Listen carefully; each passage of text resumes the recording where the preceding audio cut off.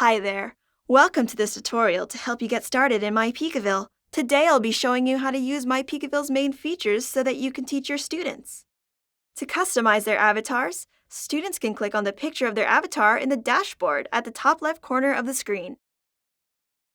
They can click on the part of the avatar that they want to customize and select from the different options on the right side of the screen.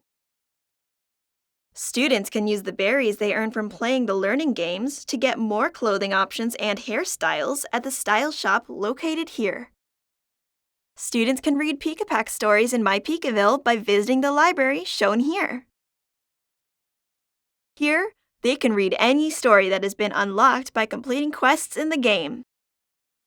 Every time students log into myPeekaville, the mood check-in will pop up. By doing this check-in, students will share their sentiment with their teacher. The student can choose to close this screen by clicking the X in the corner.